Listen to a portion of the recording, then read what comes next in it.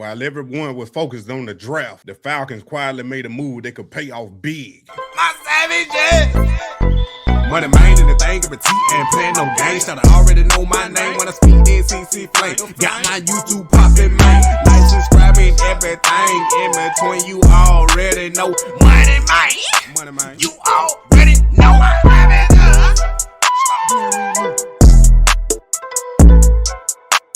Welcome back, my savages. Hit that like button, subscribe, and share, and tell your friends about the Dirty Bird Savages, man. The Atlanta Falcons make a sneaky trade, acquire D lineman Maason Smith before the NFL draft, man. They traded away Ruke. They traded away Ruke right now. If you got a Ruke TV, you need to throw it in the trash, man, because them things is horrible. But Ruke right here, Orhorhoro, after just 2 seasons, trading him to the Jaguars for DT Maason Smith. Atlanta traded number 43 and number 79 to Arizona for number 35 and number 186 to move up and draft Orhorhoro in 2024, and now flips him quickly.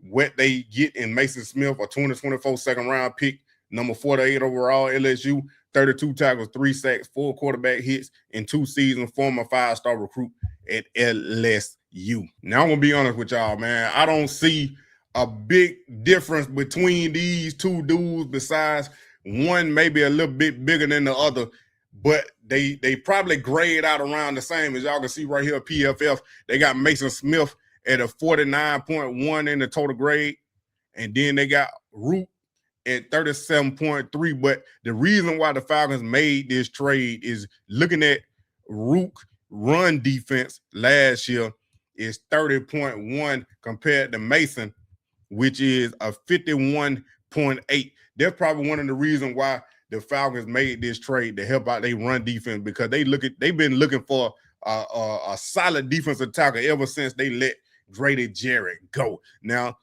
at the time, I'm like, man, why the Falcons letting one of their best defensive players go? But I know they probably didn't want to pay him all that money, and he was getting older in age. But I'm telling you right now, the dude's still getting it done out there in Chicago compared to what the Falcons got on their roster right now. And then looking at Maason Smith's contract, you can see the Falcons still ain't giving up too much or gaining too much in cap space. They not giving up too much in cap space, acquiring Maason Smith, as you can see right here, man. He going in his 3rd year of this rookie deal right here. He only gonna hit the cap for $1.5 million. So the Falcons, I'm projecting that they still gonna draft a defensive tackle, because that's still another need that they need on. That's still another need for this defense in this Jeff Ulbricht's 2nd year, man. Now, we're going to go back to Ruke real quick. I know the numbers don't look good in 2025 at a grade of 37.3, but if you go back to his rookie year, he had a 56.2 with a 55 pass grade and a 56.7 run grade with 5 solo tackles. See, he didn't play too much, but this year he played all 17 games, had 12 tackles, solo tackles, 4 sacks. They 3.5 to 4 sacks and 6 assists right here, man. But he graded out horrible. Now, like I said, you don't get too much difference with Maason Smith, as you can see right here. This is grade in 2025, but in 2024 right here, he had an overall grade of 43.7 with a 52.1 pass rush grade and a 39.7 run grade. But he did improve it this year in 2025 because he played a little bit more. But in his rookie year, he had 9 solo tackles, 3 sacks, 5 assists. In 2025, he had 7 solo tackles, 0 sacks, and 9 assists. Now, the big question is, can Maason Smith come to Atlanta and do what he need to do for it, stop that run, and can his potential that he had, what everybody thought he was going to be getting drafted in the 2nd round, can he tap into that in this Jeff Ulbricht defense? Now, I want to tell y'all a little something, man. It normally is not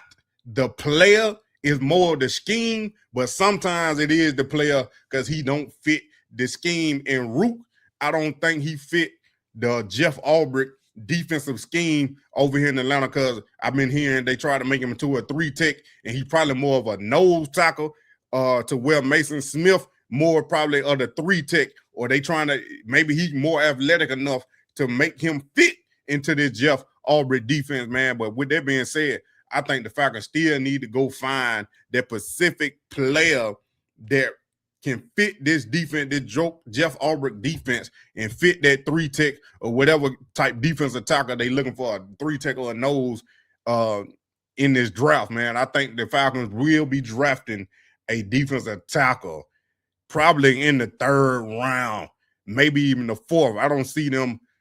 They probably might even get one in the 2nd with their first pick, but who knows? It depends on who they got on their board and how they value these players, especially at defensive tackle, because that is a need, and then edge is still a need too.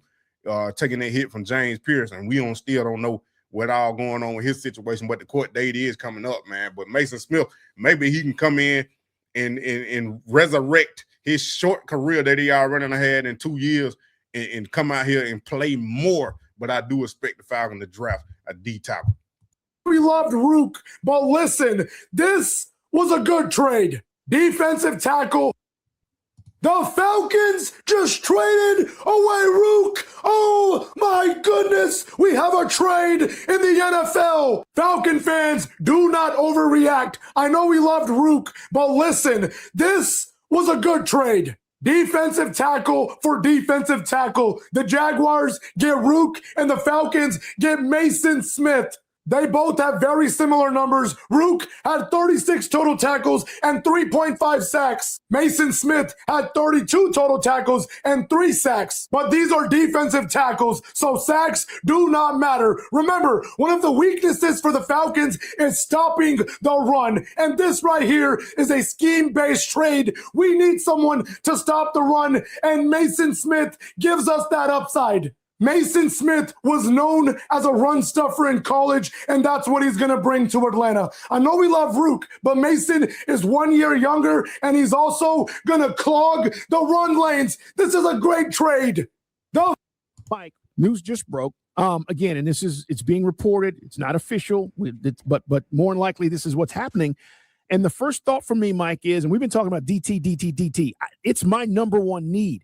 This guy, for those of you who are not familiar with Maason Smith, that's Maason, is bigger than Ruke. He's a bigger body, 6'5", 300 plus. And it's something that we were talking about as we get ready for this upcoming draft, that, hey, we need bigger interior defensive linemen. Now, has he underwhelmed, Mike? Because we know Ruke, right? We kept saying, is he going to pop? Is he going to pop? But it's also, this could be an indicator that Jeff Ulbrich is saying, look, this is not working.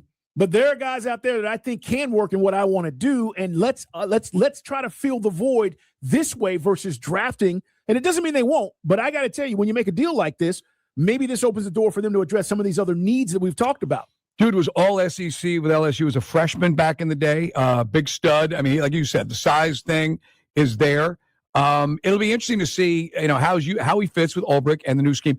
Nothing against Ruke personally, guys. We're just telling it like it is. They moved up, and yes, sometimes they get it wrong in the pre-draft, but there was no mock drafts, there was no projections where Ruke Orhorhoro is considered one of the top 35 players in the NFL in 2024. So, Carl, when you move up, and that, how many times have I beefed about this? You've heard me like a broken record say Ruke's got to be an impact player.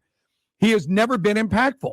You don't draft a project with those, and that's where Fontenot, I think their guys and their staff fell in love with him, and he's a good piece. But again, he never had the impact for again, you're just talking 3 picks removed from the first round. So anyway, Maason Smith, perhaps he's seemingly underwhelmed for Jacksonville, and now we'll see how a change of address does for both guys. But you're right, this is the prototypical monster guy to be in the middle. Remember now, as you start to say, wait a minute, wasn't Jeff Ulbrich here when? No, he wasn't.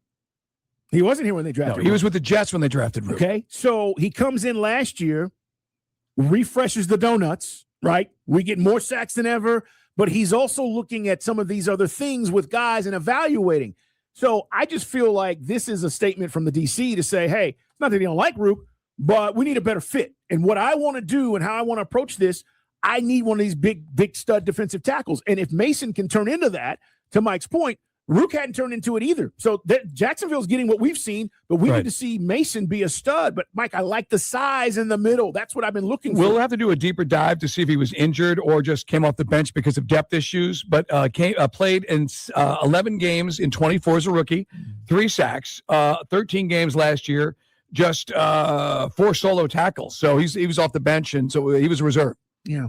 I just think when you talk about, player for player, it's rare.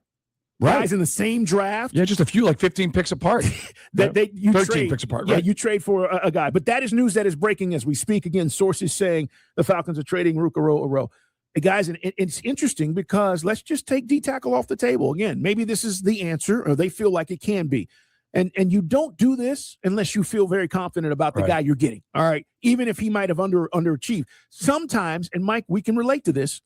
Sometimes guys play in defenses that are not right for them. Right. And interior defensive linemen, we talk about Grady when Grady was here, an undersized defensive tackle. You get Grady shooting the gaps, that's different than Grady taking on double teams and being a big run stopper. So, you look at these defenses and how they're run, and it's all hybrid now. Right. This idea that we only exclusively run 4-3, we only run 3-4, that's not how the NFL works now. Right, and that's what prevented us, think about it, from getting TJ Watt.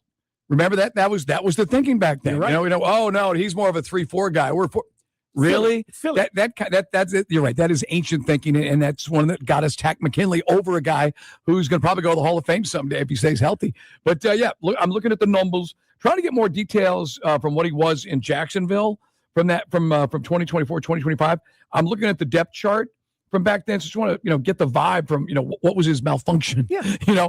Where it's at. Trayvon Walker, of course. Well, again, Eric Armstead. They got players. Devon Hamilton. So no wonder he's not on the field. They got players. Right. Jacksonville, that's a team. We said this. If Trevor Lawrence could ever, lift them up, they got some studs defensively. Remember, they got after it last year. But, Mike, I just feel like this may be, and this is where I'm coming from. This is my opinion. I think they feel like this fits more of what Jeff Ulbrich wants to do. Right. He got here, and you just had to deal with He inherited Ruke. That's right. You had to deal with the pieces you had. Now I get to rearrange some of these pieces. And let's just say, again, guy just hit me up. He goes, Dukes, what if they still go defensive tackle? Great. Now that means you are really committed to trying to stop the run and be better up the middle with our defense. And now, Carl, we'll have to recalibrate our mock drafts. Perhaps now defensive tackle is not the priority we thought it was. Now, technically, we just swapped a DT for a DT. We still need more depth at defensive tackle. No doubt. But you don't have to do it now at 48 if you don't want to. No. Right. You can take best athlete available. You can go linebacker, corner, wide receiver. If this guy is what they think he is, and again, I don't feel like you make a move like this if you don't feel that way. As you said, we answered the mystery. Eric Armstead, Trayvon Walker, Devon Hamilton. Okay, big, gigantic bodies that produce. And those are the guys he was looking up at in the depth chart, in the rotation. 404-726-0929 if you have a thought or two. I think the Falcons still could get a D-tackle at that 48 in the second round, man, because, like I said, the production between these two is similar. Now, if you betting on the D-line coach and Jeff Ulbrich to get Maason Smith right, then okay then, but I still draft me a D lineman, like they said, man. I don't know if you get them in the second round if you believe in Maason Smith, like you think I'm thinking he is. Then you just draft one later in the draft, man. But I do still expect them to draft one, man. But I appreciate y'all for coming. Hit that like button, subscribe, and share, and tell your friends about the Dirty Bird Savages. Y'all already know what time it is. My savages! MONEYMANE and the thing of a T and playing no games. Should I already know my name when I speak NCC flame. Got my YouTube poppin', man. Like, subscribe, and everything in between. You already know.